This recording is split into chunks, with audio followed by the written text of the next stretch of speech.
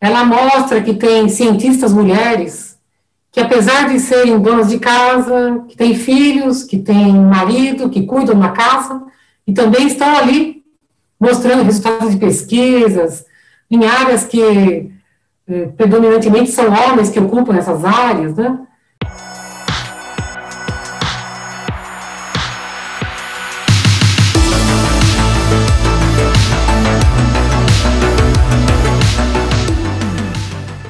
Olá, pessoal, sejam todos e todas muito bem-vindos a mais uma conversa aqui do nosso canal Jornada nas Ciências, com o Rodolfo, a Sara. Hoje a gente tem uma convidada super especial, a professora Maria Inês Ribas, que vai conversar um pouco com a gente sobre as mulheres nas ciências. Então, primeiramente, gostaria de dar um olá para a professora Maria Inês. Muito obrigado por ter aceitado o nosso convite, é um prazer ter você aqui conversando com a gente. Tá? E antes de tudo, se você quiser se apresentar para quem está nos assistindo, nos ouvindo, falar um pouquinho de você. Ok. Bom, muito obrigada pelo convite, queria agradecer ao Carlos, ao Rodolfo, a Sara pelo convite. É um prazer imenso estar aqui e poder falar, né, das ciências e um pouco do meu trabalho, né, para a gente poder divulgar o trabalho. E é um prazer imenso falar sobre esse assunto aqui com vocês. Bom, meu nome é Maria Inês Ribas Rodrigues, eu sou física, eu cursei física no Instituto de Física da USP, né? E comecei a trabalhar com a parte da indústria e também do ensino, né? E logo eu percebi que o que eu gostava mesmo era de trabalhar com o ensino, com sala de aula, né? Aproximar os alunos das ciências, da física, né? E, bom, mas não foi tão fácil eu entrar na física assim. Eu me lembro que o meu pai, principalmente, ele não gostaria que eu fizesse física, né? Não existia um apoio, assim, para que eu cursasse física. E gostaria que eu tivesse feito um outro curso. E eu gostava de física desde que eu cursei o ensino fundamental 2, né? Quando a gente tem contato pela primeira vez com física foi no nono ano, né? Que é o que a gente tem atualmente. E eu lembro que eu me apaixonei pela questão do átomo, da interação atômica, eu achava aquilo muito curioso. E então, quando eu passei para o ensino médio, eu escolhi a área de exatas, que eu falei, bom, se eu quero fazer algo nessa área, eu vou escolher a área de exatas. E a gente sempre escolhia, nessa parte tinha a área de exatas, humanas ou biológicas. Recebi essa notícia quando eu entrei no ensino médio, ó, você tem que optar por uma das 3 áreas. Aí eu falei, não, eu quero fazer física e entrei na área de exatas. Mas eu não encontrei a física que eu gostaria no ensino médio ainda. E saí de lá, do ensino médio, e entrei na física, né? E é curioso que havia ali poucas alunas na física, né? E isso me chamava atenção. Nossa, por quê? Que tinha algumas salas de aula que só havia eu como aluna. Isso chamava atenção também. Bom, na formatura também, né? Pouquíssimas mulheres. Eu comecei a lecionar, né, na escola pública e na escola particular. E desde então, eu me lembro que eu perguntava, já ao entrar na sala de aula, os alunos perguntavam, é professora de quê, né? Professora de física. Ah, educação física? Não, professora de física. Então, eles já estranhavam o fato de ser uma mulher estando ali ensinando física, né? Bom, isso foi algumas coisas que você vai colecionando ao longo do tempo aí, né? Mas eu tinha muito empenho, assim, em fazer com que os alunos gostassem da física. Porque eu perguntava no começo das aulas, né? Quem daqui gosta de física? E eu trabalhei naquele grupo de reelaboração do ensino da física. Ele estava começando ainda, né? Não sei se vocês conhecem, mas é um grupo que se formou lá no Instituto de Física da USP para tentar fazer a física ligada ao cotidiano, né? E eu era uma das professoras que trabalhava junto com eles, né, na elaboração desse projeto. E trabalhei como professora testando essa metodologia em sala de aula. E eu perguntava para os alunos, quem daqui gosta de física, né? E aí eu me lembro que, pela minha surpresa, 1, 2 levantavam a mão. E eu propunha para eles e falava assim, um desafio, olha, até o final do ano, a maioria de vocês vai estar gostando de física. Porque para mim era muito estranho aquilo. Como é que a física está no dia a dia, e, entretanto, os alunos não gostam dela? Como que pode? Como é que a gente pode fazer, vencer esse desafio, né, de trazer os alunos para a física, eles enxergarem que ela está no cotidiano? Bom, e trabalhando no GREF, eu levava aqueles experimentos para a sala de aula, escola pública não tinha laboratório, né? E eu levava os equipamentos, as montagens lá, propunha as atividades, os experimentos, né, investigativos para os alunos, e, de fato, eles iam se aproximando mais daquilo, né? Bom, eu percebi, bom, essa é uma linha de pesquisa que eu gostaria de seguir, né? E gostaria que outros professores, outros colegas, trabalhassem comigo. Então, convidava os professores da mesma escola, olha, vamos propor um projeto no laboratório, né? E eu me lembro que os professores falavam assim, a professora, uma colega, né? Ela falou assim para mim, olha, eu não quero mais trabalhar com laboratório, porque eu já vou me aposentar. Então, isso já me chamou a atenção. Eu falei, como assim, vai se aposentar e não quer trabalhar com laboratório? Bom, tudo bem. Convido outro professor, e o outro professor fala assim, olha, eu não tenho tempo de trabalhar em outro projeto, já estou com muita tarefa aqui, muito atarefado, não tenho tempo de trabalhar em outro projeto. Bom, então, eu vou trabalhar sozinho nesse laboratório. Vai para a secretaria e pergunta, olha, eu gostaria de pegar a chave do laboratório. Olha, não, a chave do laboratório não está aqui, a professora fulana levou a chave, por engano, né, acabou levando a chave embora. Bom, enfim, você vê que tem dificuldade com os colegas, tem dificuldade na própria escola, porque você não tem acesso ao laboratório, e aquilo tudo vai dificultando a nossa caminhada como professor na escola pública, né. Bom, nesse momento surgiu uma oportunidade com a professora Ana Maria Pessoa de Carvalho de cursar uma proposta que era formação continuada, na verdade, né? E no ensino da termodinâmica. Falei, nossa, eu quero. E só tinha uma vaga, eu me lembro. E eu dava aula ali na escola Emílio de Barros, uma escola estadual, ali próxima da Universidade de São Paulo, que eu morava ali mesmo, né? E onde eu lecionava. Bom, eu falei, bom, agora vai ser aquela concorrência, né? Todo mundo vai querer trabalhar com isso, vai querer fazer esse curso. E aí, nenhum professor quis participar. Falei, nossa, eu quero muito, é o que eu quero fazer esse curso de formação continuada, né? Eu queria muito voltar para a universidade e prosseguir, né, fazer mestrado, né?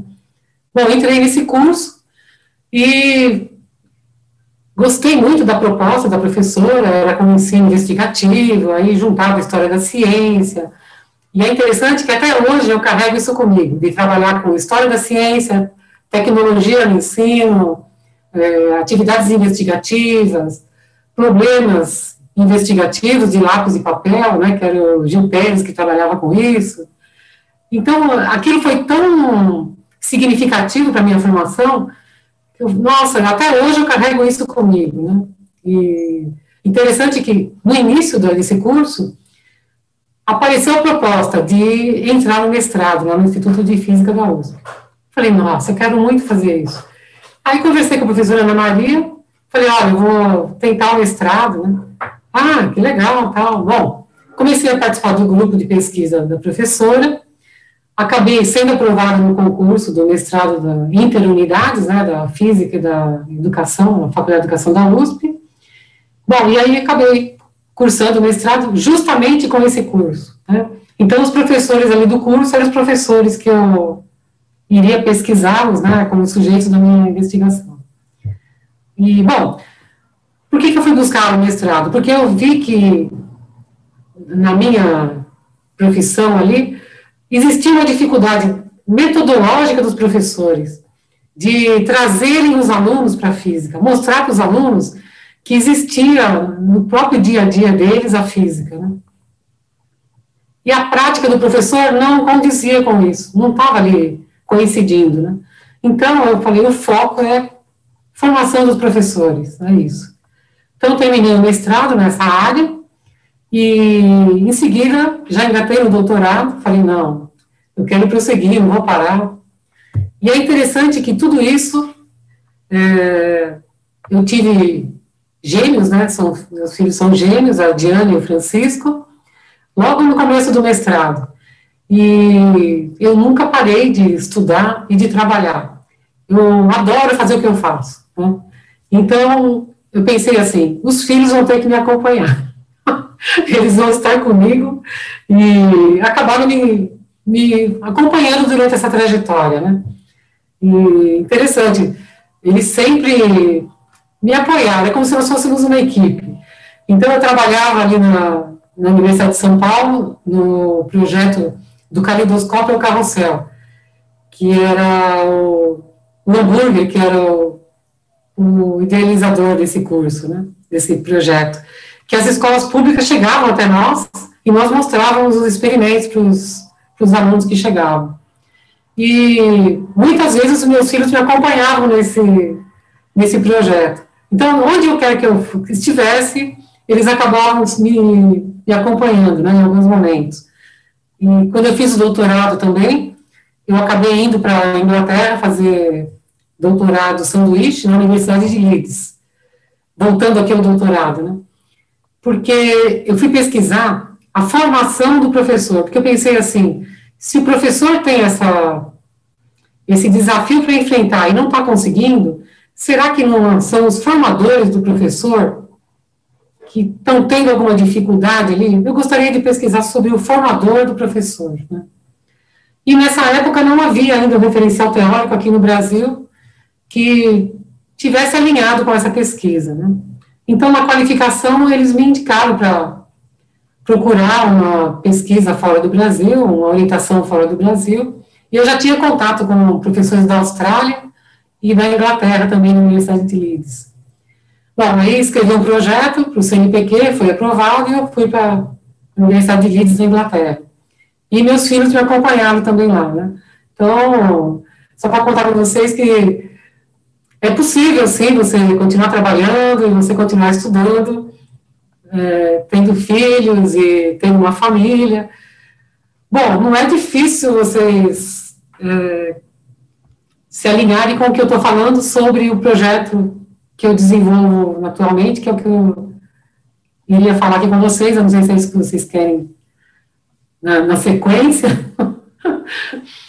Mas é isso. Eu trabalho hoje em dia na Universidade Federal do ABC, voltando aí à minha formação, né, e na parte profissional. Quando eu voltei da Inglaterra, eu fui trabalhar na Católica de Brasília, foi logo na sequência, a minha bolsa tinha acabado, né, e surgiu essa oportunidade na Universidade Católica de Brasília, e sempre a gente atua em família. Então, eu perguntei para meus filhos e para o meu marido, olha, tem uma proposta na Católica de Brasília, o que vocês acham? A gente tinha acabado de chegar, recém-chegado da Inglaterra. Aí, nossa, vamos sim, vamos sim. Meus filhos tinham acabado o ensino médio, né? E fui lá, prestei o concurso, fui aprovado. E, sabe, é um desafio para uma pessoa, para uma mulher, né? Eu trabalho em casa, trabalho na universidade, né? Na minha vida profissional. E uma responsabilidade, você levar toda a sua família para outra cidade, né? Seus filhos, marido vai junto, né? Mas deu tudo certo, foi fantástico o trabalho na Católica de Brasília, é uma universidade que o curso de física é licenciatura, então eu trabalhei por 4 anos lá, e formei muitos professores de física, eles atualmente, eu tenho contato com eles até hoje, muitos fizeram mestrado, doutorado lá na Universidade de Brasília, e tenho contato com eles até hoje, são professores, né, da rede pública, particular, eles adoram o que eles fazem. Então, eu tenho alguns resultados muito interessantes dessa parte, né, da minha experiência como formação de professores de física. E, bom, nessa época começou a acontecer uma movimentação de aparecerem instituições particulares ao redor da Católica de Brasília, e começaram a haver uma preocupação, né, de professores que tinham doutorado, eles iam começar a dispensar os professores, e também, eu trabalhava ali, tinha um salário muito bom, estava satisfeita com o meu salário, no entanto, eu queria trabalhar com pesquisa, eu não estava satisfeita porque eu trabalhava em sala de aula, era com formação inicial de professores de física, no entanto, a pesquisa ficou de lado, né? Aí eu falei, não, eu quero trabalhar com pesquisa. Então, eu vou prestar concurso na universidade pública, e eu queria muito isso, e aí quando você põe toda a sua energia nisso, você consegue, né? Pus toda a minha energia no fato de que eu queria trabalhar numa universidade pública.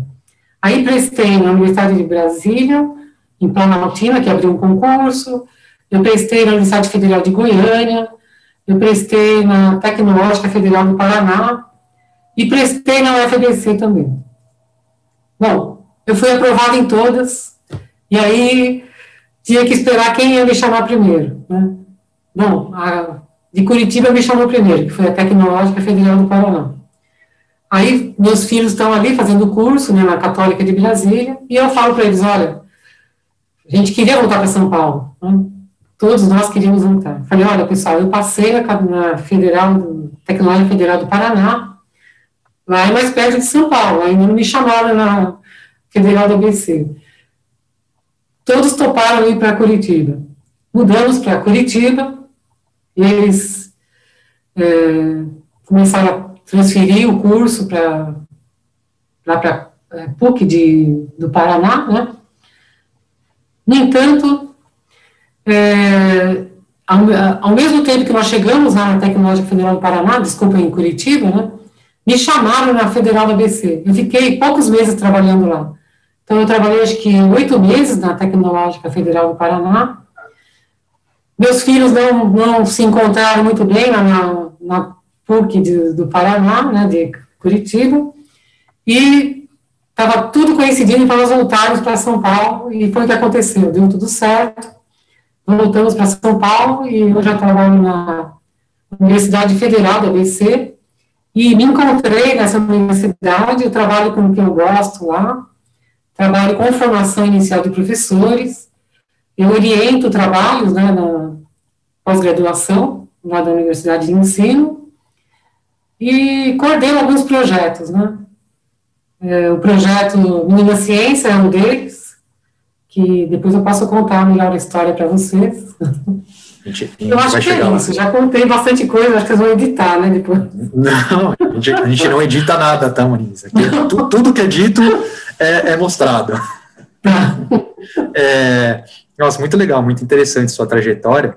E aí, queria te perguntar já, quando é que surgiu a pesquisa com relação às mulheres na ciência na sua vida, e o que é essa área de pesquisa, mulheres na ciência? Que, assim, aparentemente, como é que o próprio tema já é um tema de muita importância, né, mas o que é essa área, o que se pesquisa, como que se faz?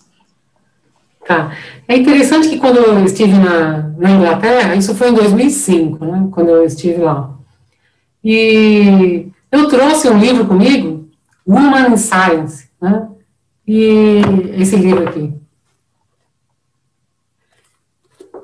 E é interessante que eu li o livro, né, e isso já me chamava atenção. Eu falei, nossa, essas minorias, né, essa preocupação com minorias, porque se a gente pensa em alfabetização científica, é para todos, né, não é para um ou outro, né, é para todos. E não é para todos, a gente sabe disso, né. Tem as minorias que não são privilegiadas, né. Bom,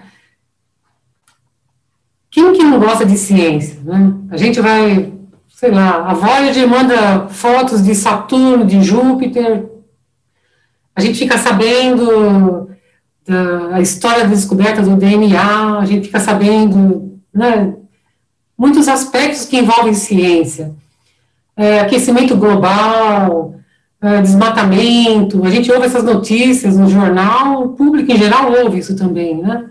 E atualmente a pandemia, acho que nunca se discutiu tanto sobre isso, né?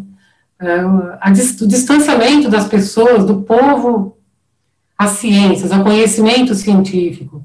E o desafio que nós, professores, formadores de professores, temos em nos preocuparmos com isso, né? Nos ocuparmos, na verdade, com isso. De formar professores cada vez melhores e que eles possam cada vez mais atrair mais o público para as ciências, né? por conta desses desafios que nós vivenciamos. Mas eu percebi ao longo de toda a minha trajetória que as mulheres não eram privilegiadas nisso. Então, vocês vejam, isso acontece de fato, né?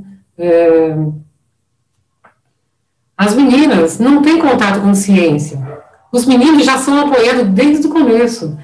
Os meninos têm figuras de autoridade por perto, né? Na família, nas ciências. Isso é visto em livros, né? Os livros didáticos mostram figuras masculinas ali, como um cientista. Vai assistir um filme, o filme mostra um cientista homem, né? Vai assistir um desenho, né? Aquele Dexter, é o menininho que é inteligente, a irmãzinha que atrapalha, né? E assim vai por diante. E as meninas assistem isso e elas já vão vendo que aquilo não é para elas, né? É uma fantasia, elas assim, se tornarem astronautas. Afinal, quem pisou na Lua primeiro? Neil Armstrong.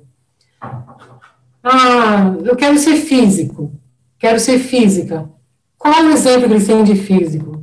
Isaac Newton, ele que desenvolveu as leis da mecânica. Eu quero ser inventora. Bom, e aí vai por aí adiante, você vai ver os exemplos. Qual é o exemplo que vem primeiro para nós, né? Em todas as áreas, não é só na física, não, em todas as áreas acontece isso. Então, a menina já cresce com uma imagem, não tem uma representatividade feminina nessa área, né? E eu pude vivenciar isso mesmo no curso de física, tem pouquíssimas mulheres. Hoje eu leciono física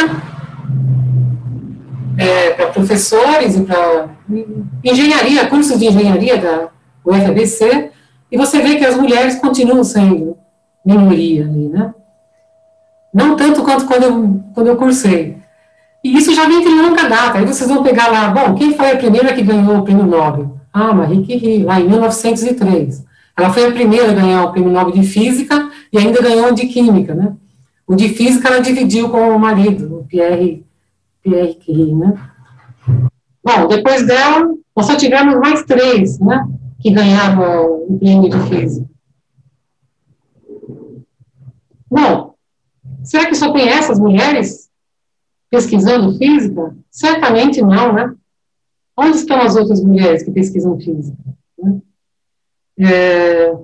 A gente vê aí 30% das mulheres no planeta são cientistas, os demais são homens. Então, tudo isso vai se juntando e você fala, nossa, eu quero fazer alguma coisa. Você fez essa pergunta, Carlos, você queria saber mais por causa da origem do projeto, né? Também, mas assim, o que a área é uma área consolidada? Por exemplo, o que se pesquisa quando a gente pensa em pesquisar mulheres na ciência? É mais a história? Vai mais para um aspecto sociológico ou histórico? Entendeu? Assim, o que é a área? Como é que é a pesquisa na área? Uhum. Bom, no meu caso, eu estou com esse projeto, né? Eu só queria contar um pouquinho como é que surgiu a ideia desse projeto para chegar nessa parte da pesquisa, né? A minha filha, como eu tinha contado para vocês, eu tenho um casal de gêmeos, né? A Diana e o Francisco.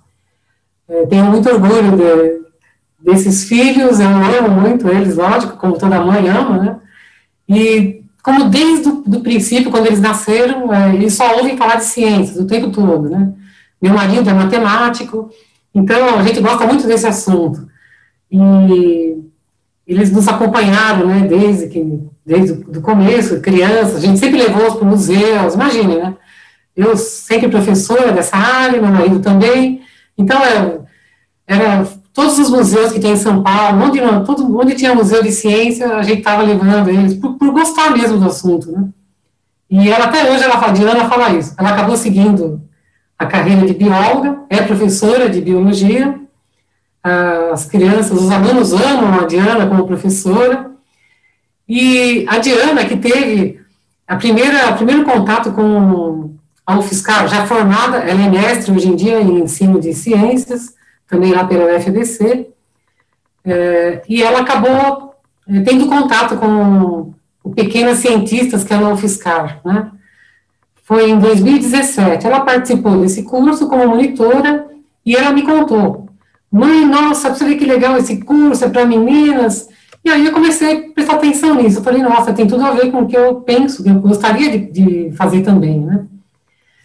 E aí a Camila, que é a professora do Instituto Oceanográfico da Universidade de São Paulo, ela levou essa proposta para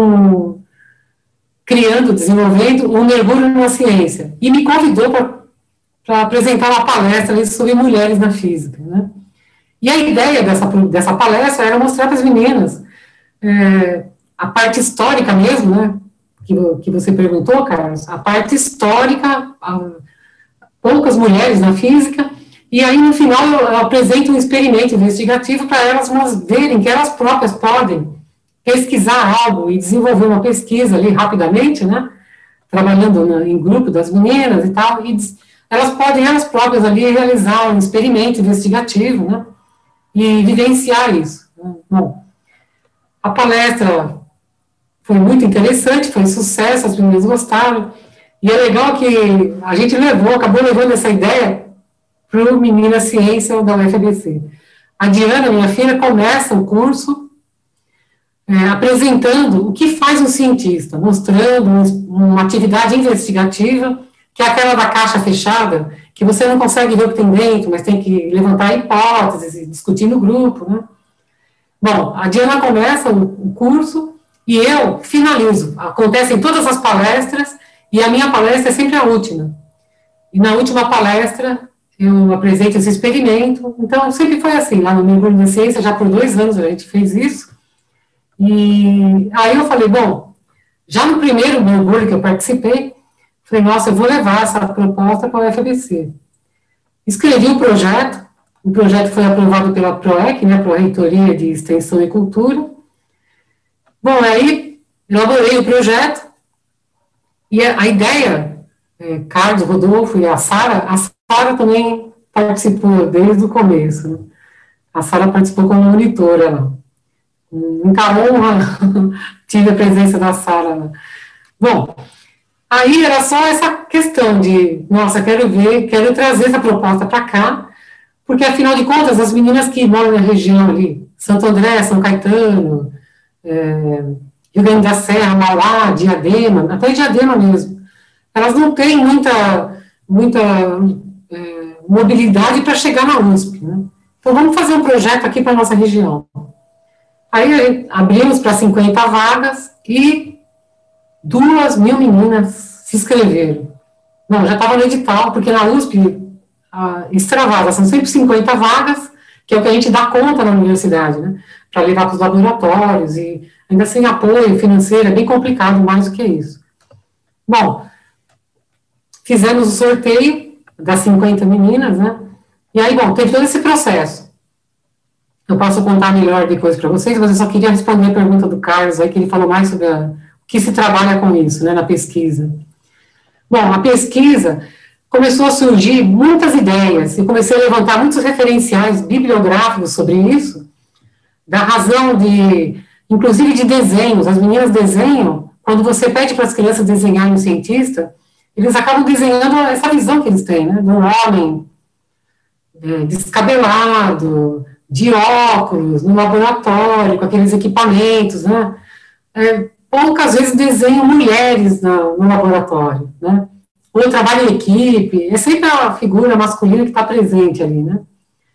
Bom, e desde o mergulho a gente fez isso. A Diana pede para as meninas desenharem, porque nós queríamos saber se essas meninas que participam de um curso, sabendo que é um curso destinado para meninas, que vão ter palestrantes ali que são mulheres cientistas de renome em suas áreas, se as meninas teriam a mesma visão do que é um cientista, né? Então, a Diana apresenta a palestra dela e pede para as meninas desenharem. Aliás, antes da palestra, ela pede para as meninas desenharem. Desenhe um cientista, que é aquela proposta do Chambers, que ele partiu dele, essa ideia, né, lá nos Estados Unidos.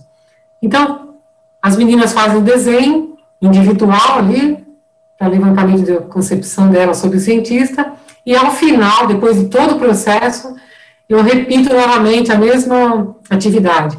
Meninas, desenhem um cientista no trabalho dele, né? Bom, aí, para nossa surpresa, foi muito legal, quer dizer, a gente já sabia, as meninas iriam, a gente já sabia disso, as meninas iriam, talvez, desenhar mais mulheres. Mas, além de desenhar mais mulheres, diminuiu muito o número de homens, elas desenharam elas próprias, não no laboratório, mas fora. Você vê estrelas no céu, elas com telescópio. Eu amo física, eu amo biologia, eu quero cursar biologia no FSCar Sorocaba. Então, quer dizer, a proposta ali, além das cientistas aumentarem a representatividade de mulheres na ciência, né, elas acabam sugerindo para as meninas, e, gente, não com a proposta não era essa, né, mas as meninas acabaram visualizando elas próprias ali no lugar dessas professoras, né. Então, é uma proposta motivadora. E começaram a surgir várias propostas de pesquisas dentro desse contexto, né. Aí, agora teve ingresso no mestrado e doutorado, começaram a surgir alunos com propostas de projeto de pesquisa, inclusive alunos meus antigos, que fizeram mestrado comigo, em outras, dentro da área de exatas, mas começaram a surgir com esse enfoque. Então, eu imagino que seja algo que está permeando agora as pesquisas aqui no Brasil, está chamando a atenção, devido a vários projetos dessa natureza que estão se expandindo pelo Brasil, né? Em vários lugares tem acontecido isso. E a ideia é que eles se difundam para mais lugares. Quanto maior seja essa difusão, mais meninas vão ter essa possibilidade de pensar a respeito disso, né? Então, tem pesquisa surgindo no ensino técnico. Por que tem poucas meninas no ensino técnico? E, inclusive, é um aluno. Ele fez mestrado comigo na área de Problem-Based Learning, no ensino técnico, e depois ele me procurou e falou, olha, eu tenho visto que poucas meninas acabam cursando do ensino fundamental 2 para o ensino médio, e eu sou professor do ensino médio, né, técnico. Por que poucas meninas vão para essa área, né? Isso chamou a atenção dele, e ele pegou e escreveu um projeto para o doutorado, e hoje ele é aluno do doutorado meu, já pesquisando. Interessante, até um homem pesquisador. E olha só que coisa, eu estava dando aula de História da Educação na FABC, e uma das aulas dizia respeito à parte de mulheres da ciência na educação, quando surgiu isso na educação, né?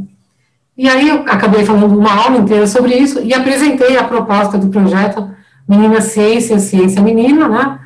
Que eu sou idealizadora, coordenadora, contei para eles a respeito.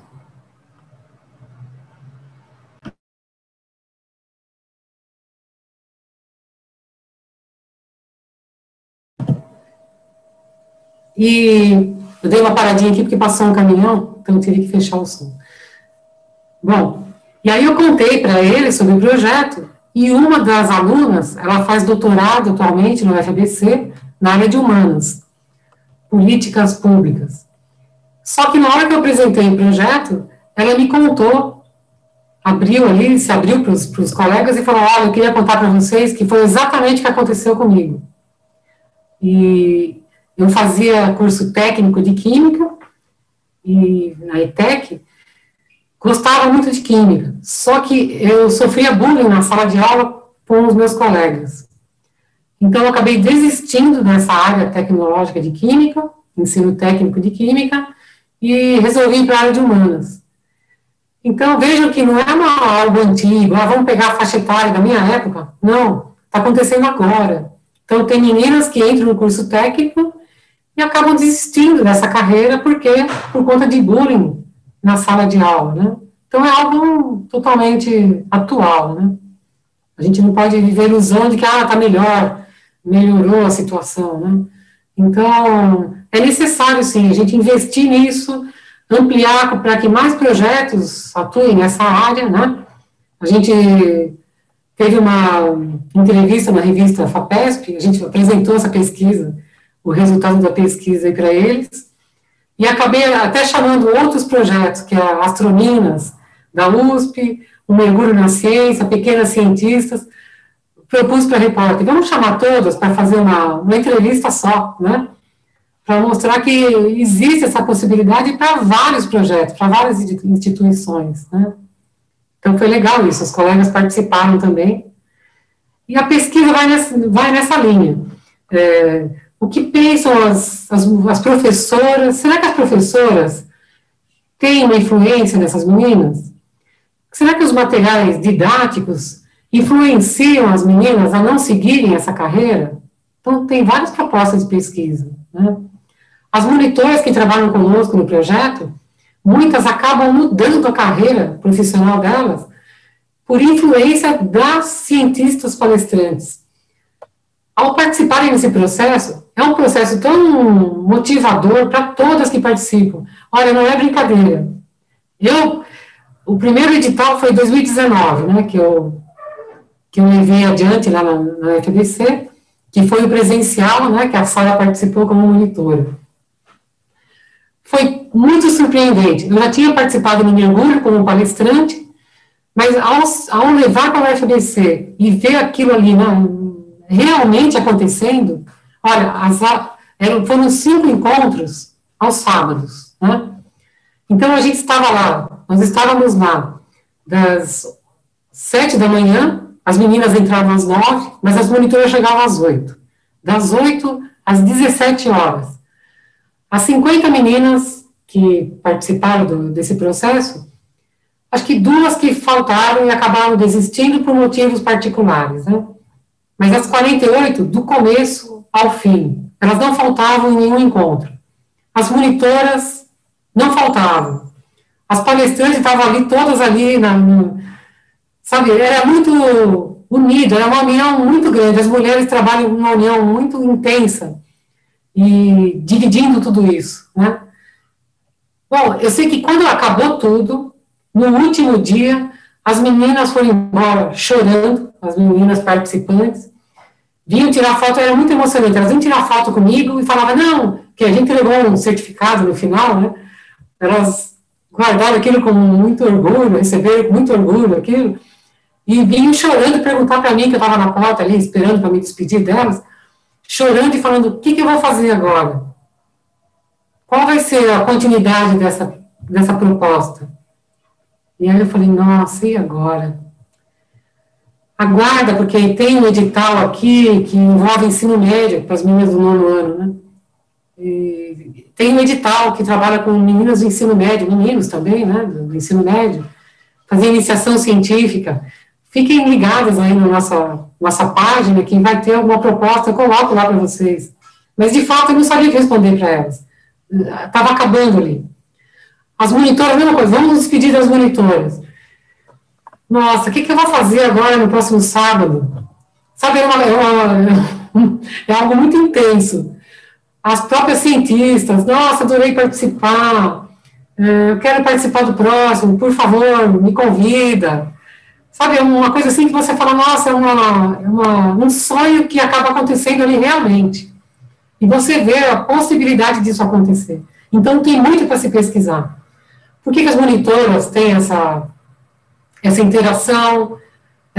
Quais delas mudaram de perspectiva profissional por estarem ali conosco, né? Muitas quiseram se voltar para a área de ensino, gostaram muito da parte de ensino, e quiseram mudar para a licenciatura, para a licenciatura em física. Interessante que, por exemplo, ser oceanógrafa, onde que as meninas que participam do ensino fundamental 2 vão ouvir a perspectiva de serem oceanógrafas? É pouca chance delas vivenciarem isso. Arqueologia, onde elas vão ver isso? Paleontologia, estou falando de até outras áreas que não são as minhas, né? Geofísica, a nossa colega falou sobre vulcões no último encontro, que foi a edição virtual, assim, magnífica a palestra dela, você tem vontade de trabalhar com vulcão, eu não sabia disso. Então, as meninas, a gente pergunta no começo e pergunta no final. Você gostaria de fazer um curso superior? Quem te inspira nisso? né? A gente vê que no final, quando a gente pergunta novamente, elas acabam citando que, por terem participado do Menina Ciência, elas querem ser, aí acaba indicando que elas querem ser, né? Eu não pensei em ser uma aluna da graduação, mas agora, ao participar desse curso, eu estou imaginando que eu posso ser, né, que eu possa cursar.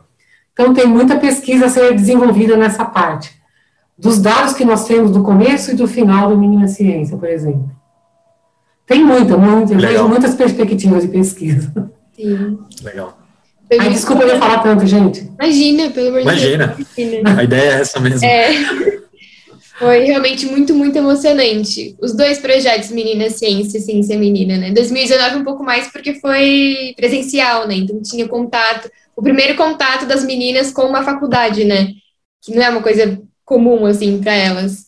Nessa linha de que a gente está conversando, a gente já viu aqui que o experimento do Chambers, além de promover a imagem das meninas como cientistas, também desconstrói essa imagem de cientista que trabalha sozinho, que tem só equipamentos dentro de um laboratório, que está sempre de jaleco, porque tiveram resultados de desenhos no exterior, né, tipo, vendo o céu.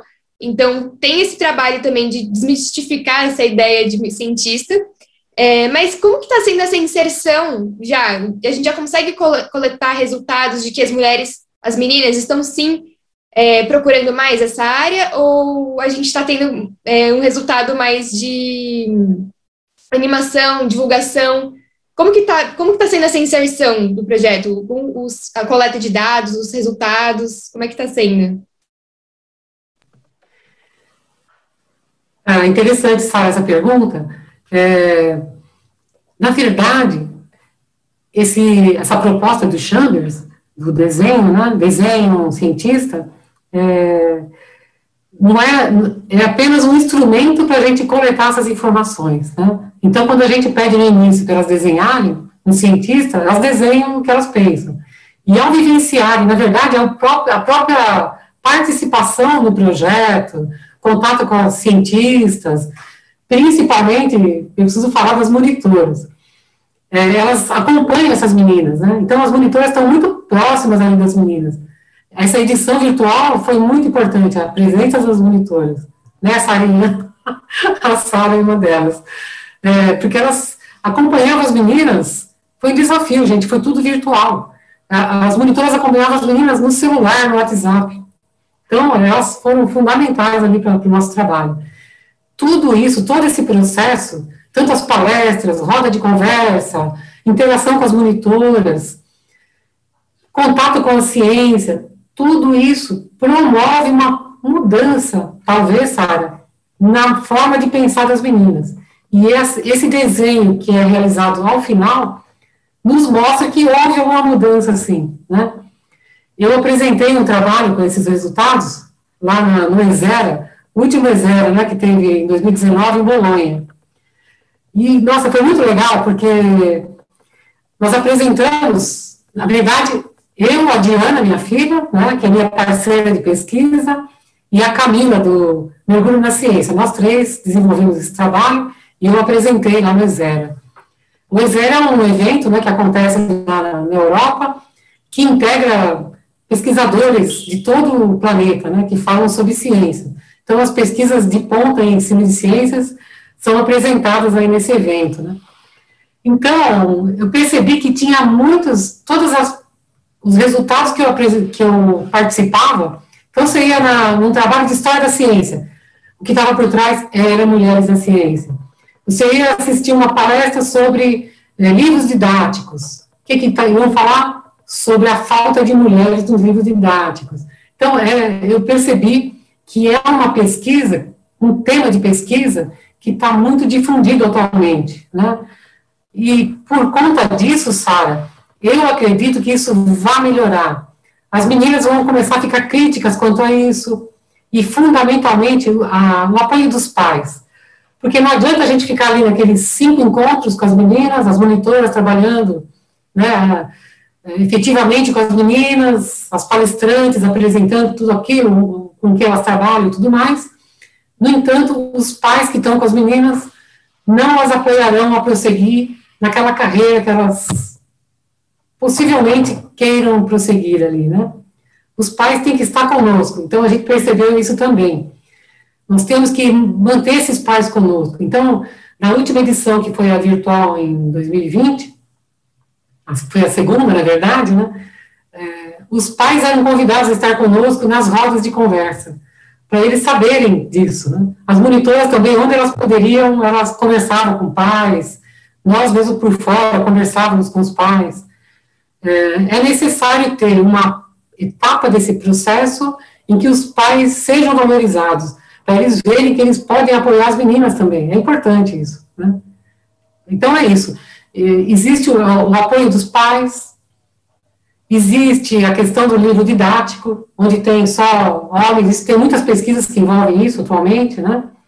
Então, tem que ter uma parcela, a integração de todos esses resultados vão acabar colaborando com isso. Então, Menina Ciência, essas propostas que surgem, né, estão surgindo, né, estão se multiplicando, é uma pequena parcela, mas importante, né?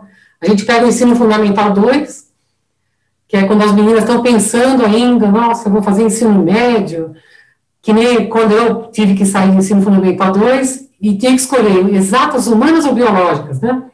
Então, se a menina não sabe disso, ela vai para qualquer área e não vai pensar em algo que ela realmente goste. Então, eu considero uma faixa etária importante nessa questão de pensar no futuro, de abrir uma porta que talvez ela nem saiba que exista, né? E abrir perspectivas. É importante porque essa proposta, ela aproxima as meninas da ciência, ela mostra que tem cientistas mulheres que, apesar de serem donas de casa, que têm filhos, que têm marido, que cuidam da casa, e também estão ali mostrando resultados de pesquisas em áreas que predominantemente são homens que ocupam essas áreas, né? Nossa, uma astrofísica. Eu nunca imaginei que a menina estaria assistindo uma mulher fazendo física moderna, falando de física quântica para mim, né? Eu acabo falando disso porque é da minha área, mas tem outras áreas também, né? Então, tudo isso colabora nessa área. Eu acho que é muito importante. Isso vai mudando. E, claro, o trabalho de vocês agora também, em divulgar essa proposta, né? Tudo isso colabora para que vá ampliando essa divulgação e que mais as mulheres, as meninas, né, se envolvam com ciência, e as mulheres vejam que existe essa possibilidade também, né, de atuarem nessa área. Respondi, Sara? Será que eu respondi? Legal. Legal, Marinês. E dentro disso que você está falando, né, quer dizer, então, assim, em primeiro lugar, eu acho o trabalho maravilhoso, porque eu já tive oportunidades de ministrar aulas para o ensino fundamental e médio, né, eu tenho uma longa experiência didática na minha carreira, e aí, né, então eu acho que vem uma pergunta natural, né, mas eu acho que você meio que já respondeu, né, sobre a pergunta seria a seguinte, né, a importância da equidade, né, então, por exemplo, como que a gente pode olhar isso no âmbito, assim, no âmbito mais geral, mas é claro que aí você vai ter as especificidades, que, por exemplo, a gente sabe que em ciências exatas as mulheres são normalmente minoria, né? E tem algumas áreas, por exemplo, de ciências biológicas que as mulheres são maioria, né? E nas ciências médicas também, em algumas áreas específicas, né? Não em todas. E a pergunta é, qual a importância dessa equidade? Porque aí você tem um âmbito profissional, um âmbito de possibilidades, mas você também tem um âmbito no âmbito familiar, né? Então eu gostaria, é isso que eu gostaria de te perguntar agora. Tá. Bom, é interessante, a gente começou a conversa falando sobre as minorias, né? Mas nós sabemos que frente aos problemas da humanidade, que a humanidade enfrenta no planeta, quanto mais heterogênea forem as soluções, melhor será, né? Então, se você tem só a visão masculina, vai ter uma outra solução. Se você tem ali outras pessoas, pessoas diferentes trabalhando, né? Eu acho que por exemplo, se eu sou diretor de algum lugar, sou administrador de algum lugar, eu vou ter que selecionar pessoas para trabalharem comigo, eu tenho que selecionar pessoas diferentes para eu ter diferentes visões, não que me apoiem no que eu faço, mas que mostrem um contraponto para eu poder ser crítico quanto àquilo, né? Nós estamos vendo isso atualmente no nosso país. Quer dizer, eu tenho que ter heterogeneidade. As minorias têm que estar ali, têm que estar presentes para possibilitarem soluções mais ricas para os problemas que a humanidade está enfrentando. Vejam chefes de Estado pelo planeta, onde tem mulheres, acabam tendo soluções diferentes, né? São pouquíssimas, que a gente tem como exemplo, né? E isso acontece não só na administração pública, é em geral. Mesmo que nós consigamos, Rodolfo, que as mulheres ingressem na universidade, nesses cursos, sabemos a dificuldade que tem para prosseguir na carreira. Você enfrenta problemas ali no seu dia a dia. Eu posso citar um exemplo. Eu trabalhei, logo no começo da minha carreira profissional, na indústria, né? E eu lembro que tinham vários concorrentes, estagiários, e eu acabei conseguindo a vaga de estagiária numa indústria de óptica e mecânica de alta precisão. Depois dessa indústria, eu fui trabalhar numa outra indústria em Diadema, que fabricava espelhos retrovisores. Nessa indústria, eu fui chamada para... Interessante, porque o diretor dessa indústria mandou todos os gerentes embora. Homens, né? Na indústria, vocês vão imaginar que tem muitos homens trabalhando. Então, eles demitiram todos os gerentes, né? Só que aí, os operários detinham o conhecimento da fabricação dos espelhos, da espelhação, né? Desses vidros para fabricar espelhos retrovisores. Bom, aí eu fui chamada para trabalhar e conversar com os operários da minha linha de montagem e montar os manuais, porque os atuais diretores não detinham o conhecimento. Foi tudo renovado. E a maioria dos operários não era alfabetizado. Então, eu tive que conversar com eles ali na linha de montagem, anotar tudo passo a passo. Como física, eu sabia um pouco mais do processo, já tinha trabalhado em outra indústria. Então, eu montei todos os manuais das máquinas. As máquinas de alto vácuo, né, colocavam seus espelhos ali. E, bom, conversando com os operários, montei os manuais. E ali, crente que eu ia assinar o manual no final. E quem assinou não fui eu, foi o engenheiro, que era o diretor.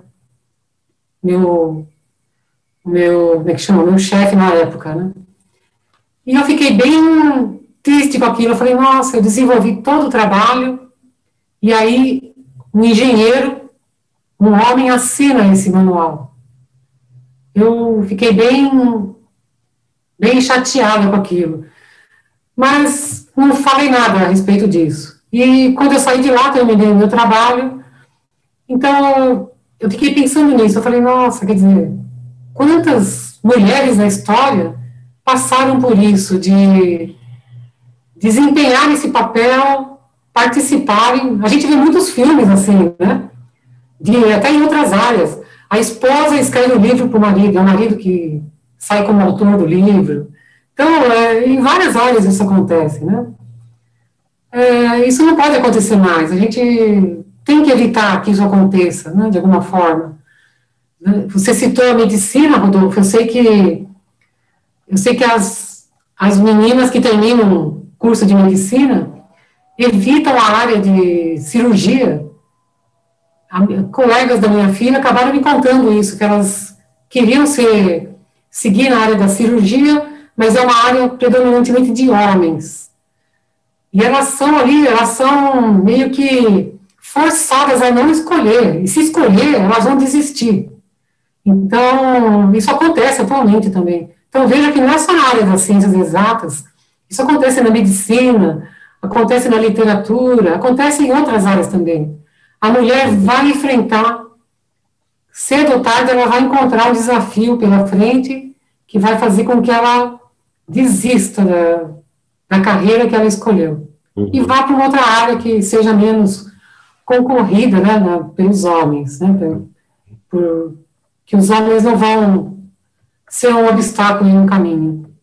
Sim, não, é interessante isso que você falou, porque, assim, essa questão da diversidade, né, então, por exemplo, exatamente, quando você tem a diversidade, e eu vejo isso que eu aprendi com alguns amigos biólogos, né, que a diversidade, ela enriquece, então a natureza tem a sabedoria da diversidade, porque ela vai enriquecer todo o sistema, né, então, necessariamente, eu vejo a diversidade como algo extremamente positivo. O segundo aspecto é isso que você falou, né? Você vai, a partir do momento que você não tem uma maior inserção, você ao mesmo tempo, você diminui possibilidades de melhoria de toda uma sociedade, né?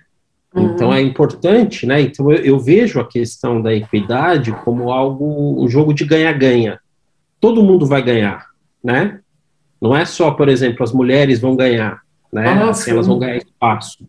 Né? Eu vejo que todo mundo ganha, né? Imagine que legal, por exemplo, se você tem uma situação de equidade, onde você consegue dividir as tarefas de uma forma mais justa, né? E você consegue ser mais justo, por exemplo, em tudo isso. Eu vejo até uma questão de justiça. Bem interessante esse aspecto, viu? Bem interessante isso. Essa questão também, se muitas vezes uma menina gostaria de escolher uma área dessas, de exatas, né? Como se tem essa aluna minha da disciplina de História e Educação, recentemente, né? Ela queria fazer queria cursar técnica em Química, né? E entrou na ETEC, ela gostava muito de Química. E talvez ela fosse uma profissional brilhante nessa área. Ela acaba escolhendo uma outra área e deixa de contribuir para essa área que ela havia escolhido inicialmente, né? Então, isso é interessante. As mulheres acabam indo para outras áreas e teriam uma atuação brilhante nessas profissões dessa área, da área de exatas, né, da área STEM. Ciência, tecnologia, engenharia e matemática, né? Mas você citou, Rodolfo, as outras minorias também, né? Imagina só, né? Então, se nós pegarmos todas essas minorias que nós temos hoje em dia, evidentes, né? O quanto ia enriquecer mais ainda as soluções dos problemas do mundo, né? Das sociedades, né? Sim, sem sombra de dúvida. Sim. Eu agradeço. Agradeço, Maria Inês, eu acho que você respondeu muito bem. Obrigada. Queria falar sobre um outro desafio, né, entre aspas, das mulheres nas ciências, que é a maternidade, né? A gente sabe que... legal. Sim, é meio que até um absurdo, na minha opinião, mas a maternidade acaba sendo um entrave, né, na carreira acadêmica de uma mulher cientista, né? Como é que está essa discussão hoje? Existe essa discussão de uma forma mais séria, sem ser o achismo, né? Que tem o achismo, todo mundo acha ruim, mas ok, e aí, alguém faz alguma coisa, isso é discutido, como é que está essa questão? Porque recentemente bom, para quem não sabe, né, para quem está nos ouvindo e não trabalha, não é do meio acadêmico, existe um currículo, né, para nós que trabalhamos na academia, que é o currículo Lattes, né, da plataforma Lattes do CNPq, e recentemente, acho que coisa de 15 dias, se não me engano, a partir de uns 15 dias é permitido agora, é possível para a mulher colocar lá um período de licença maternidade, né, porque é um período onde inevitavelmente a produção acadêmica de uma mulher acaba diminuindo, né? Então tem lá um espaço, e na minha opinião, não sei se ingênua ou de quem não está por dentro mesmo dessa discussão, isso foi um avanço, tá? mas queria saber se isso é realmente um avanço e como está essa discussão da maternidade para a mulher na ciência. Legal essa pergunta, Carlos, porque eu tenho um exemplo para contar para vocês. Bom, todos sabem disso, né? Quem está nos ouvindo aí sabe disso. É um desafio você, em qualquer área, né? Então, a mulher engravidou na profissão dela, é um desafio para ela, né, manter o emprego e tudo mais. Bom, eu sou mãe de gêmeos, né? E, claro, quando meus filhos nasceram, eu fiquei um tempo, né, sem poder atuar. Eu era professora na escola pública, no ensino básico na época, né? Mas tão logo eu consegui, eu voltei, né, a minha vida normal de professora e estudante, né, como eu falei para vocês. Isso não foi um obstáculo para mim, né. Bom, aí a gente passa aí para frente. Eu estou lá na UFABC, estou orientando uma professora, ela é minha aluna de mestrado. Ela está no meio, mais ou menos, do curso dela, e ela chega para mim e fala assim, ela já tinha uma filha. Ela chega para mim na minha sala e fala assim, professora, eu vim aqui para orientação, hoje para nossa reunião, mas já trouxe até a carta, eu vou desistir do mestrado, né? Mas por que você vai desistir do mestrado?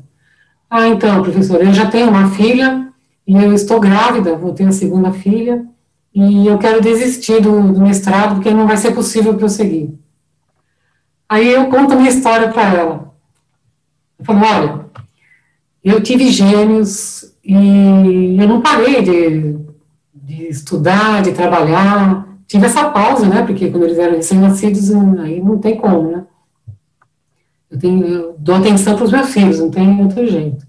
Mas tão logo eu consegui, eu voltei a trabalhar, a estudar.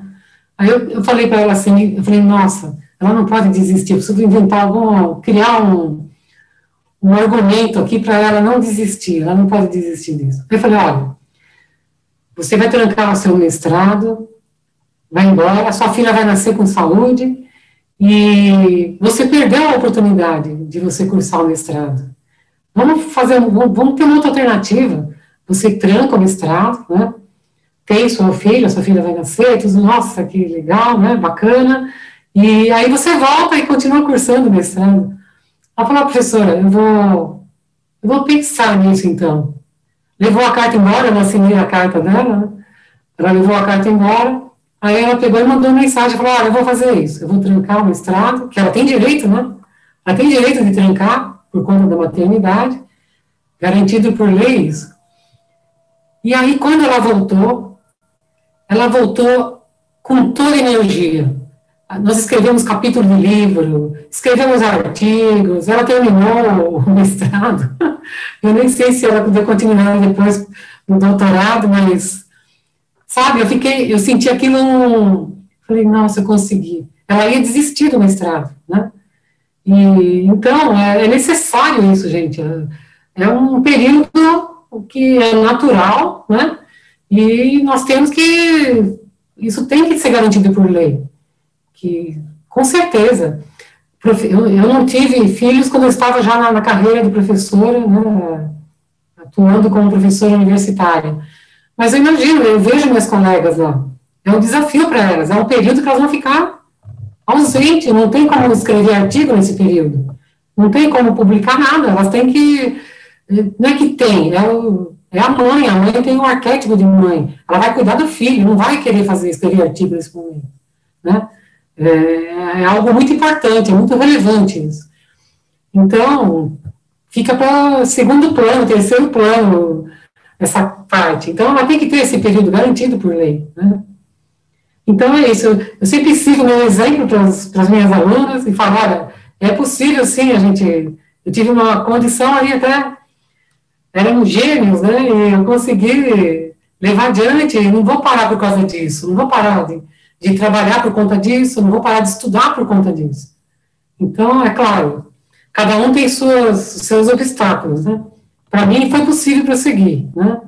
Então, eu tenho isso e uso isso como um argumento muito importante para as minhas alunas, para as como exemplo até na minha carreira aí, né?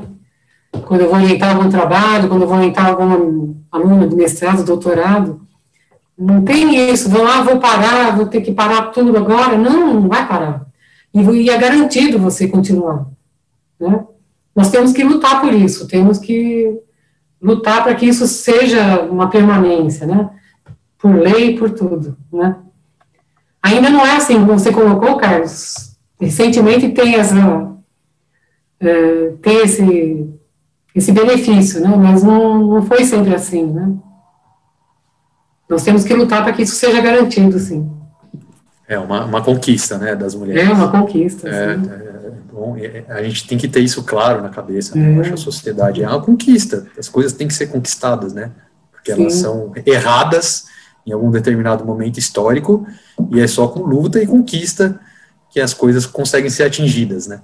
Sim, não é fácil, infelizmente tem que continuar lutando para que não sejam tiradas, né? Exatamente. E aí entra a colaboração, né? Todos colaborar com o outro, né? Receber apoio até dos homens, né? A universidade. Então... Isso também volta para uma outra questão, né? De que tá na carreira científica e aí vai ter filho. E aí falta uma representatividade de mulheres que têm família, que têm filhos e que são cientistas. Então, a gente olha que um cientista está sempre solitário, não tem família, está sozinho, e aí você vai pensar, bom, eu quero ter uma família, eu vou seguir essa carreira? Não, porque não temos exemplos que tem cientistas, mulheres e homens com família. Então, é outro ponto ainda que a gente tem que desconstruir, que a gente tem que melhorar também. E essas pesquisas que você está fazendo, e muitas outras mulheres vão fazer ainda, vão ser super benéficas em relação a isso também. Sim, com certeza, Sara, é verdade. E é interessante isso, esse processo nesse projeto, né, Menina Ciência, ele é pequeno, como eu falei para vocês, são 5 encontros ali, né, mas algo muito intenso. E, é claro, se a gente conseguir que isso se perpetue, né, essas meninas, olha, outra pesquisa também seria interessante acompanhar essas meninas, né, que saem desse curso. Será que, até onde elas vão, né? Qual o alcance da participação no curso para além do ensino fundamental 2, né? Ia ser interessante isso, uma proposta de pesquisa. A representatividade é, com certeza, importante. E eu vou citar aqui a minha querida professora, que é a professora Ana Maria Pessoa de Carvalho, que ela foi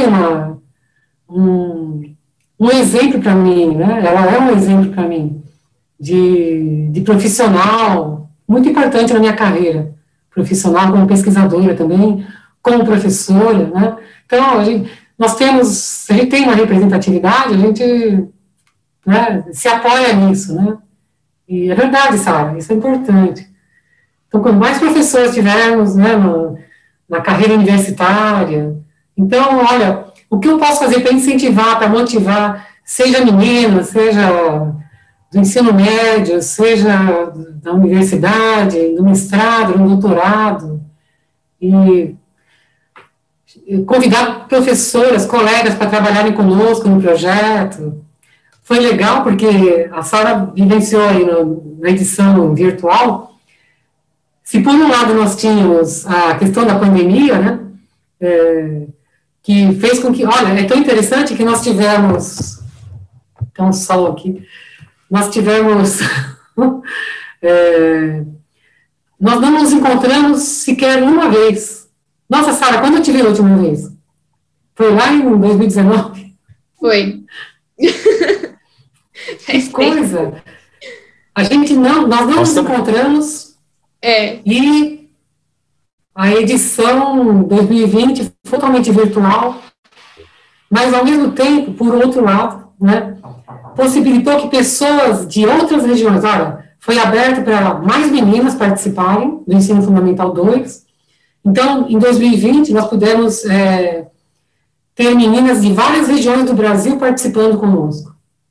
Tivemos colegas cientistas na nossa organização, no comitê organizador, de várias regiões do Brasil e internacionais. Nós temos uma colega brasileira que trabalha nos Estados Unidos, a Iowa University, e ela participou conosco na organização, como palestrante. Tem uma outra professora também, da Suíça, que também foi palestrante conosco. Então, isso a gente não conseguiria isso no presencial, na versão presencial, né? Então, foi muito bom nessa parte. As monitoras também de outras regiões do Brasil. Então, foi legal isso. A gente conseguiu integrar mais pessoas, mais mulheres, né? E que participassem conosco de outras regiões. Enriqueceu muito. O projeto foi muito enriquecido por isso. Eu respondi, Sara, essa pergunta? Uma coisa que eu sempre penso, por exemplo, eu posso dizer pela minha área, né, que é física, matemática. A gente pensa em mulheres, né, exemplos de cientistas importantes, né. A gente sempre fala da Marie Curie, da Amy Noether, né, da Sonja Kovalevskaya lá na matemática, e assim, é muito difícil a gente pensar em outras, né, e isso eu acho que vem da nossa educação, que é exatamente do jeito que você falou, né, é sempre a figura masculina, é sempre o cientista, o descobridor, o cara importante, né, então, e eu sempre me coloquei essa pergunta, se é benéfico mostrar sempre esses exemplos, sempre os mesmos, mas mostrar sempre, ou se a gente tem que procurar outros exemplos de cientistas, talvez não tão famosas, vamos dizer assim, para mostrar que mais mulheres participam da ciência. O que você acha? Qual a sua opinião, assim? É bom mostrar sempre as mesmas, que realmente foram muito importantes para a história da ciência, ou diversificar e mostrar que tem outras cientistas? Tá, nossa, tem bastante coisa para falar sobre isso. É interessante que na edição 2020, as monitoras se juntaram, né, em duplas e trios, né, e cada grupo de monitora deu a sugestão de pôr um nome no seu grupo de uma cientista, mulher, que não tivesse grande destaque. Aí elas foram pesquisar e trouxeram nomes de cientistas, mulheres, né, e cada um batizou o seu grupo com um desses nomes, e nomes bem desconhecidos. Mas eu queria lembrar, tem um grupo de teatro, não sei se vocês conhecem, que é a Companhia Delas. Já ouviram falar? Sim, já. Então, elas fazem realmente um trabalho muito interessante, sério. Elas buscam, nas pesquisas históricas, mulheres de outras áreas, não só da área de exatas, de área da biologia, de outras áreas também, que tiveram destaque, mas não chegam até nós, né, essas histórias. E elas representam ali no palco essas cientistas. Então, são outras propostas, né, de outros projetos que acabam trazendo evidenciando essas cientistas também. A gente acaba citando esses nomes porque é o que está mais na minha área, por exemplo, né, mas, sem dúvida, tem em outras áreas também essa questão, né. Legal. Não sei se eu respondi, Carlos. Sim, respondeu. É que fica sempre na mesma, né? Então, e a gente sabe, né? Sim. Não. Apesar de, obviamente, o número de mulheres, infelizmente, ser muito menor do que muito menor do que dos homens, no geral, nas ciências, né? Existem várias mulheres cientistas. Né?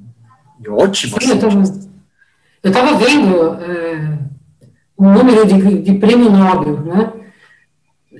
Enquanto os homens têm mais de 800, as mulheres são com 50 e poucos ainda prêmio Nobel, em todas as áreas, isso somando todas, literatura, de todos os prêmios da paz, todos os prêmios, as premiações, as mulheres só conseguem esse número. Quer dizer, por que só tem essas mulheres pesquisadoras? Não é verdade, né, Carlos? E é interessante, porque quem que oferece o prêmio? Quem que avalia os trabalhos? É uma equipe formada, na maioria, por homens. Por homens. Então, certamente, a avaliação será feita tendo desequilíbrio aí, né? Então, recentemente, eles têm colocado mais mulheres na equipe que avalia os trabalhos, para ver se isso também deve interferir com certeza, né? Uhum.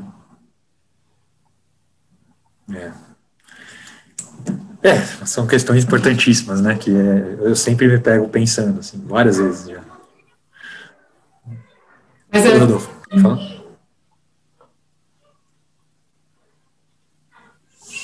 Tá mudo. Tá. O que eu ia falar é o seguinte, tem vários exemplos. Tem um exemplo famosíssimo na astrofísica, que é o da Jocelyn Bell, que ela é estudante de doutorado em Cambridge, se não me falha a memória, em 1967, eu acho. E quem ganhou o Nobel foi o orientador dela, o Anthony Herbich. Né? Ela descobriu os pulsares, né? Os pulsares que são estrelas de nêutrons que têm um campo magnético intenso e liberam um pulso, né? Então ela detectou em rádio, e aí tem toda uma linda história por trás dos pulsares, porque a priori, quando eles foram descobertos, houve toda aquela especulação a respeito da existência de ser um sinal alienígena, porque eles tinham uma periodicidade, né? Tem toda uma história bonita, né? Vocês devem saber. E Nossa. Ela que descobriu, né? E aí ela não teve o reconhecimento, né? Claro, hoje ela é super reconhecida na comunidade, né? Isso é sempre lembrado, mas, por exemplo, ela não ganhou o Nobel, né? E ela foi um caso, ela é uma estudante de doutorado, né? Então acho que seria legal citar isso até, né? Nossa, Rodolfo, você tocou num assunto interessante, porque tem uma parte da história da astronomia que eu gosto muito. Eu gosto muito da história da ciência, né? É muito importante, porque ela conta na questão de você tornar a figura do cientista humano, né? É uma pessoa que trabalha junto com uma equipe, não trabalha sozinho, né? E a história da ciência possibilita isso também, né? O William Herschel, que é um astrônomo importante do século XVIII, ele começou a desenvolver, ele era músico, né? E ao mudar-se para a Inglaterra, ele começou a ter como um hobby a astronomia. Bom, ele construiu o próprio telescópio, e por ser um telescópio de melhor qualidade, maior abertura, ele conseguiu enxergar mais longe, né? Então ele descobriu o planeta Urano, começou a fazer outras descobertas ali. E quem ajudava o William Herschel era a irmã dele, a Caroline Herschel. E ela também era astrônoma.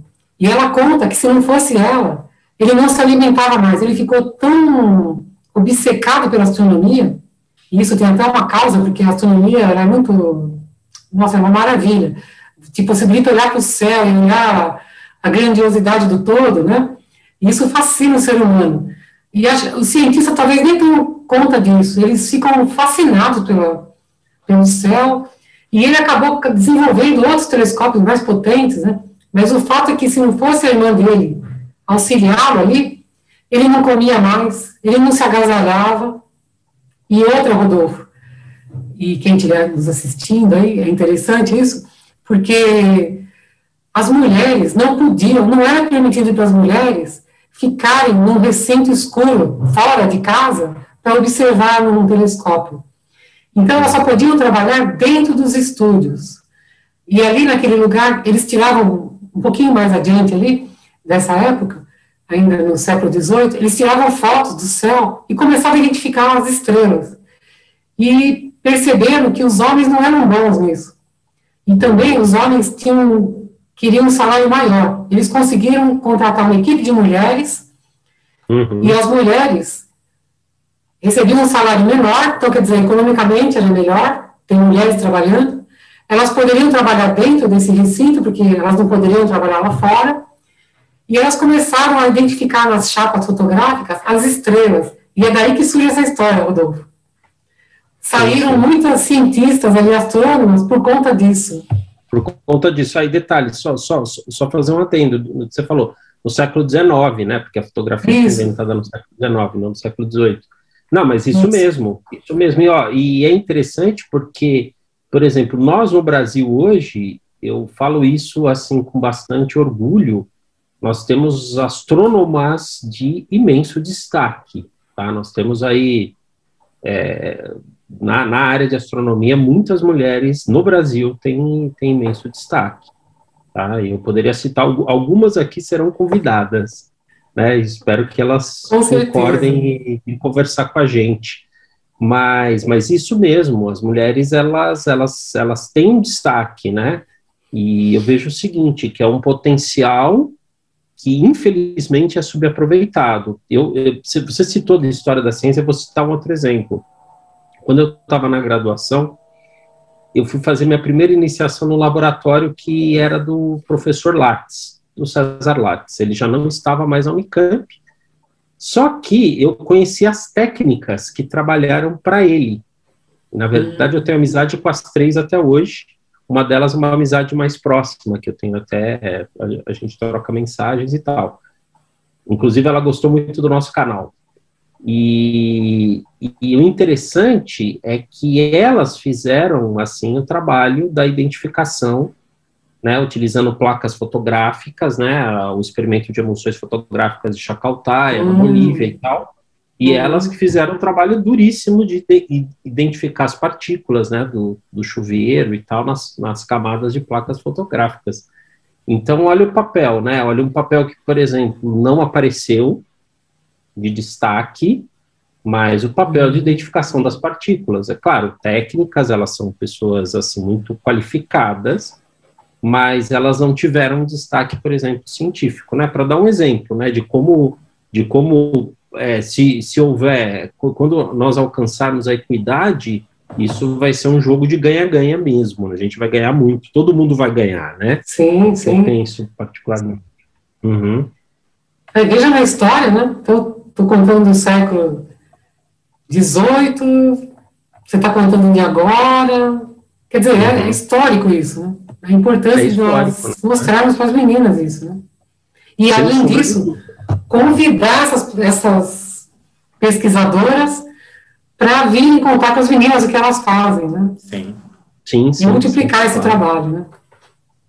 Sim, claro. A gente tem planos aí de convidar várias delas, inclusive a professora Elisandra Figueiredo, do IAG, que trabalha com as astrominas, né? Sim. Então, ela também...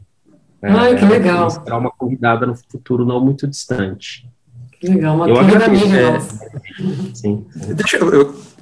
Bom, a gente está acabando o tempo, infelizmente, né? Eu tenho um monte de pergunta mais a fazer, mas é sempre assim. E eu tenho o papel de estraga prazer desse canal, viu, Marina? Sou sempre eu que falo, gente, ó, chegou. É porque ele é o âncora, por isso. Ou porque eu sou o chato mesmo, tudo bem, eu entendo. Mas eu só queria fazer uma última pergunta que me ocorreu agora que o Rodolfo falou das astrônomas brasileiras, que de fato são excelentes astrônomas. Tem alguma pesquisa, ou se sabe se existe alguma diferença entre o número de cientistas no Brasil e no resto do mundo? Se o Brasil, essa discrepância entre homens e mulheres é uma coisa mundial, ou no Brasil é maior, menor? Como é que existe algum dado assim? Eu acho que tem, Carlos, mas eu não tenho de memória aqui. Tá. O fato é que em qualquer lugar que você vá, essa diferença vai existir, né? Sempre vai existir isso. Mas existe sim um levantamento. Tem uma pesquisa de uma colega lá da Federal do Rio Grande do Sul, que ela trabalha com isso, e a Márcia, né? E ela fez uma pesquisa sobre isso, e mostra quantos professores são pesquisadores do CNPq, quantos são mulheres, quantos são homens, aqui no Brasil, né? Então, existe sim esses dados, eu não tenho de memória, mas certo. A questão é mundial, no Brasil e em todo o mundo, dessa forma, né? Uhum. Mas a mobilização é geral, né? Começou antes fora do Brasil, né? Aqui no Brasil isso começou a questão das meninas na ciência, né? Começou em 2013, lá justamente com a Federal do Rio Grande do Sul.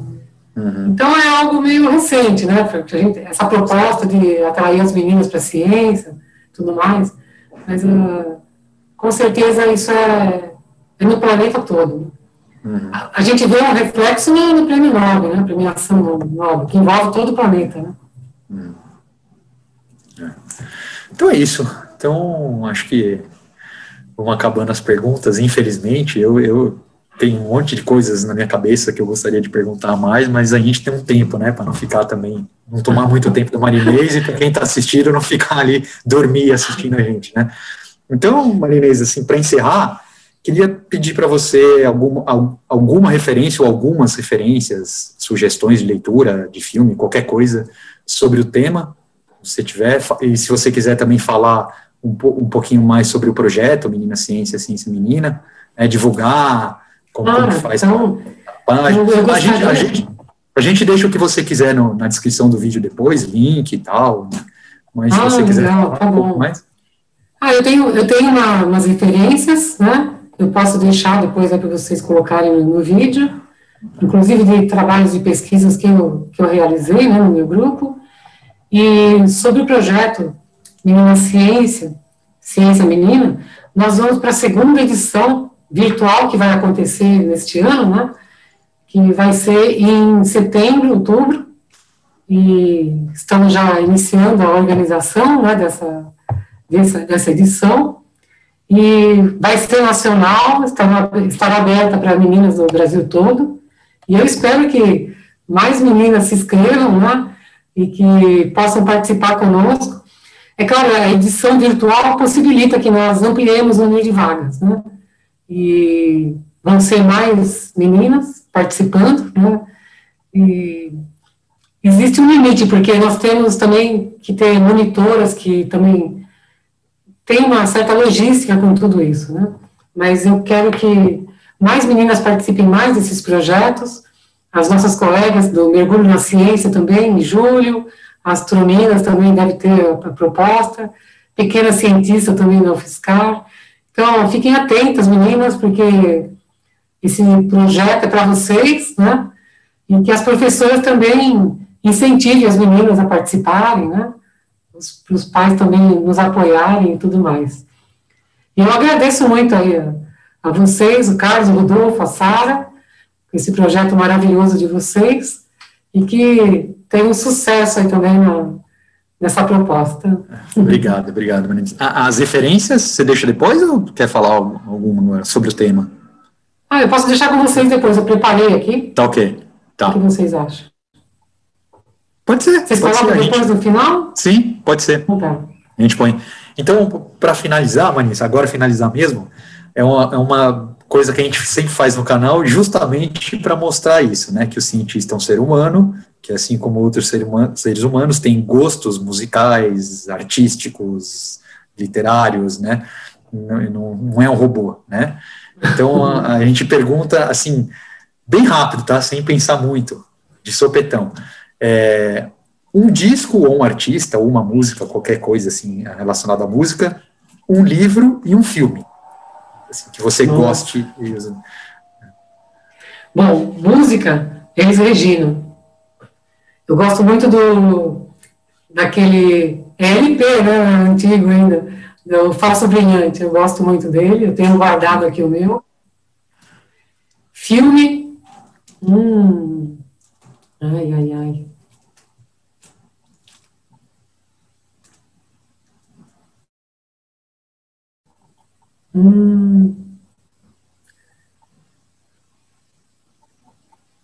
ai. Tem tantos.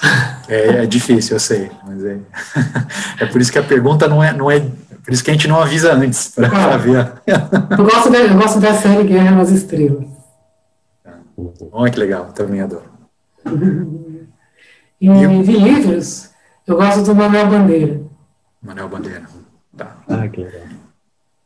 Beleza. Então é isso. Rodolfo, Sara, obrigado por mais uma conversa aqui. Marinês, muito obrigado por ter aceitado o convite, por essa conversa gostosa. O prazer foi todo meu, adorei, viu? Obrigado. Muito legal. Foi um prazer imenso passar esses momentos com vocês aqui. Obrigado, o prazer foi nosso. Obrigado. Um assunto super importante, queria te parabenizar pelo projeto, pela pesquisa, né, porque a gente sabe que já não é muito fácil ser cientista no Brasil, e acredito que tem temas que são, por serem meio tabus, né, acaba sendo mais difícil ainda. Então, muito legal, te parabenizo pelo projeto, pela tua pesquisa, super legal, acho super importante. Obrigada. Muito obrigada, agradeço muito pelo convite, como eu falei, foi um prazer imenso estar aqui com vocês nessa tarde, né, e eu agradeço muito pelo convite e que vocês tenham sucesso aí no canal de vocês. Obrigado. Já está sendo um sucesso, né? Obrigado. A gente que agradece. Muito obrigada. Então é isso, gente. Obrigado. Com certeza. Então é isso, pessoal. Então, só para encerrar, não esqueçam de... Como é que é, Sara? Se inscrever, curtir, compartilhar. Seguir, comentar. Isso. Ativar o sininho também, né? Que a gente sempre esquece, tem o tal do sino, né? Tem o tal do sino também, que a gente sempre esquece. E é isso. Bom, então obrigado, Marinês, mais uma vez. Obrigado, Sara. Obrigado, Rodolfo. E esse foi mais uma conversa do Jornal nas Ciências. Tchau, pessoal. Tchau. Tchau.